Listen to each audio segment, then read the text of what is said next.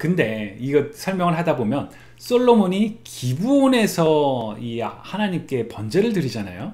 그래서 그 기브온을 찾아봤어요. 기브온, 여러분 기드온이 아닙니다. 사사 기드온이 아니라 기브온은 도대체 뭘까? 왜 솔로몬은 기브온에서 번제를 드렸을까? 그 내용인데요. 자, 먼저 기브온이 어디인가? 이걸 좀 찾아봐야 되겠죠.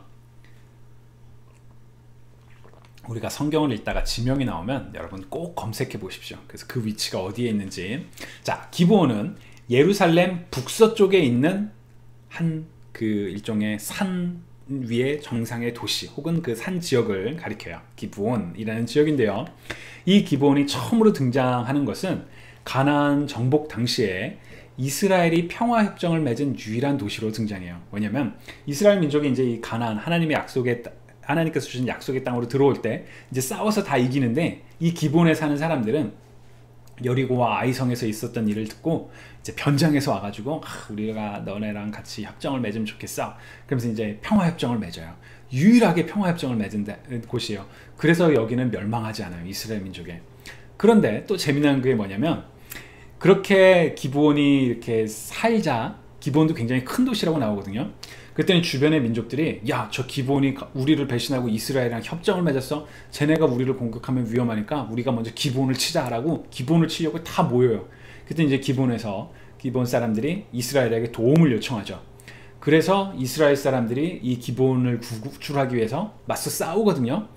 그때 전투에 일어났던 일이 바로 태양이 멈췄던 사건입니다. 그래서 여호수아가 주님께 아뢰었다. 이스라엘 백성이 보는 앞에서 그가 외쳤다. 태양아, 기브온 위에 머물러라. 달아, 아얄론 골짜기에 머물러라. 요 아얄론 골짜기도 바로 기브온 옆에 있는 지역이거든요.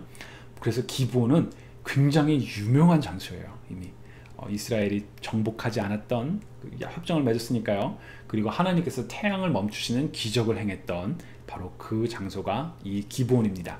자, 그렇다면 왜 기브온에서 솔로몬은 번제를 드렸을까? 그런 유명한 장소였기 때문에 번제를 드렸을까요? 보면 제일 유명한 산당이 있었으므로 열왕기상에 기록되어 있죠. 산당. 여러분 어렸을 때 그 집 이렇게 동네에 막 저희는 선앙당이라고 불렀던 것 같은데 막 그런 나무에 막 끈 묶어 놓고 막 그런 거 있나요? 저는 어렸을 때 제가 살던 완전히 시골이었는데 거기에 장례식 때 쓰는 가마가 들어가는 건물이 하나 있었어요. 그리고 그게 굉장히 좀 무섭게 느껴졌던 그런 기억이 있는데요. 근데 그런 걸 뜻할까요? 아니요, 그렇지 않아요. 여기 굉장히 재미난 표현 중에 하나인데, 자, 먼저 이 유명한 산당은 뭐냐? 역대상에 보면 이렇게 얘기합니다. 모세가 광야에서 만든 주님의 성막과 번제단이 기브온 산당에 있었으나 다윗은 주님의 천사의 칼이 무서워 그 앞으로 가서 하나님께 예배를 드릴 수가 없었다 라고 얘기를 합니다. 그러니까 왜 솔로몬은 기브온에서 하나님을 예배했는가? 그 산당이란 곳에서 예배했는가?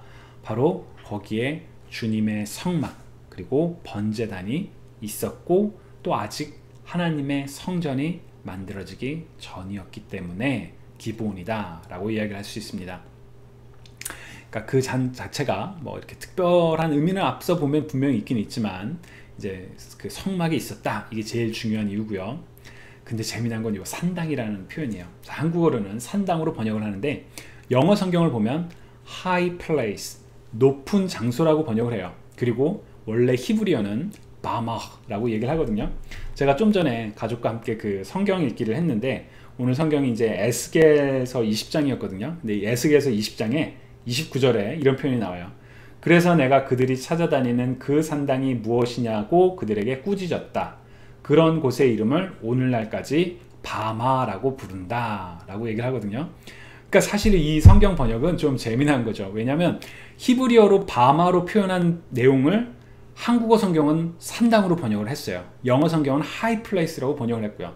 그러면 오늘날까지 그런 산당은 산당이라고 불린다라고 얘기를 해야 되는데, 그러니까 그렇게 번역을 하면 이상하니까 이제 바마라고 얘기를 하는 거죠. 그러니까 원래 그런 산 위의 꼭대기 장소를 바로 이런 산당이라고 부릅니다.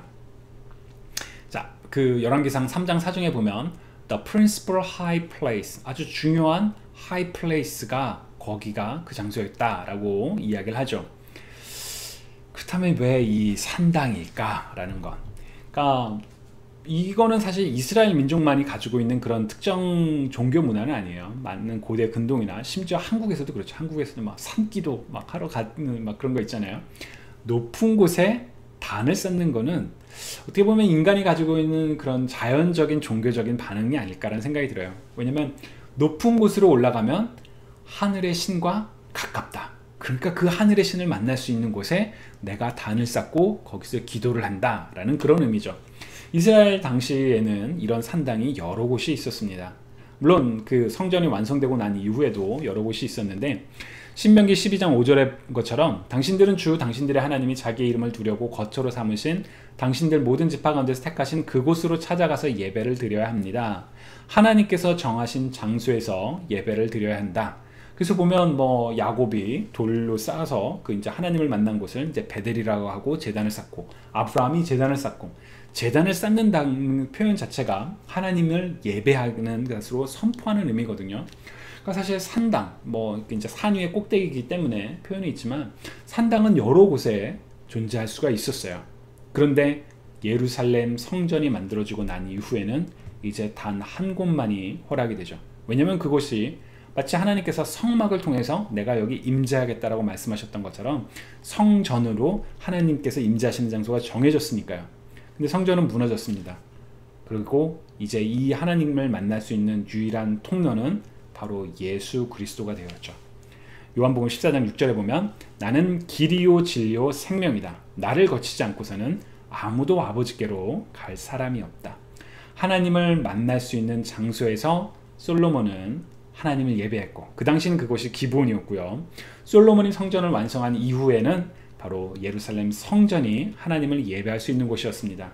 그리고 예수 그리스도께서 이 땅에 오시고 난 이후로 모든 믿는 자들이 하나님을 만나고자 한다면 바로 예수 그리스도, 길이신 예수 그리스도를 통해서 만날 수 있다라는 그런 내용. 자, 솔로몬이 기브온에서 번제를 드린 이유 그곳이 하나님을 만나는 장소였고 성막이 있었기 때문에 라고 답할 수가 있습니다.